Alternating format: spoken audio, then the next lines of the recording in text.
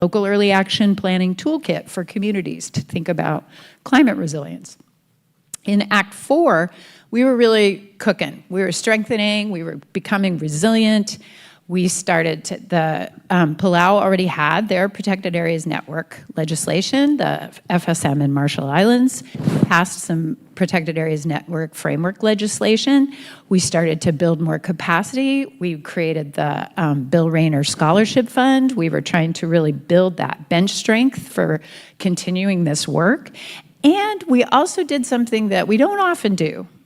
We paused and we thought, what is working that we can amplify, and what isn't working so well that we can address and improve on? So we did an MC evaluation that really looked at all the key components. Next up, Act 5. We started to adapt to a changing world. For those of you who remember, we had a little thing called the pandemic that kind of put a pause on a lot of what we were doing.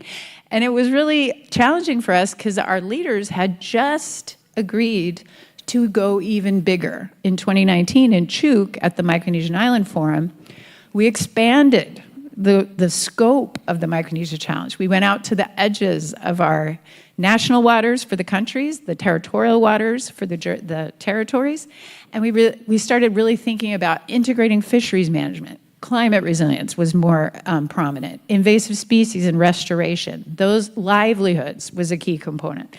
And then the pandemic hit, and it really did stall a few things, but we were able to make it through. We had a virtual forum celebrating the initial MC and kind of launching the MC 2030. And then it brings us to Act 6. We started to expand the Guam Green Growth Initiative was begun, the Local Islands 2030 Network, the new green growth initiatives came into play. We got to convene a Micronesia Challenge 2030 regional meeting here in Guam, December 2024, to start thinking about the new metrics we would need and how are we going to, again, sustainably finance this. That kind of stalled a little bit on how we're going to fund all this stuff. So that's where, next slide, we're looking to the future. The Nature Conservancy is a founding member of this partnership called the Enduring Earth Partnership, and we employ a project finance for permanence, I know it's a clunky name, PFP approach, but the idea behind it is really amazing. And the idea behind it is if we want ecological durability and social durability and political durability and organizational durability, we need financial durability.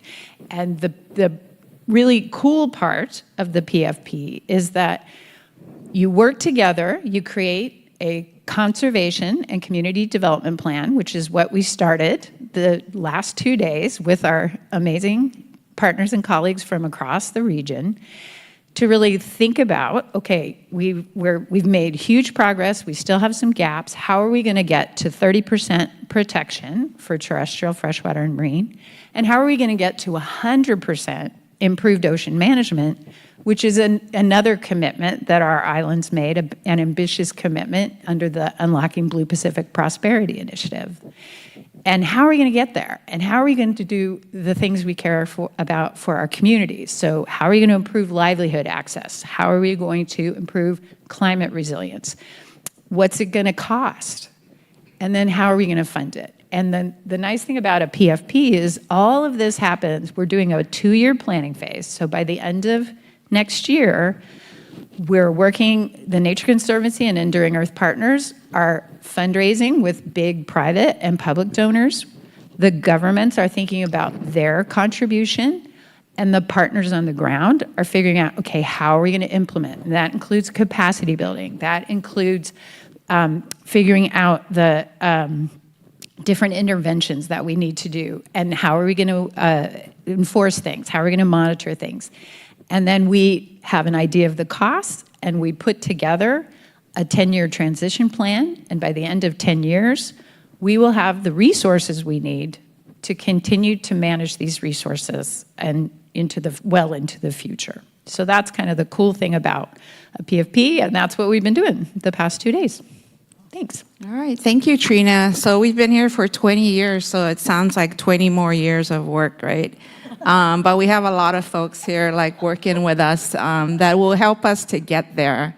And then next up, May, conservation works if communities benefit and lead, and a big part of long-term success is when communities benefit, right?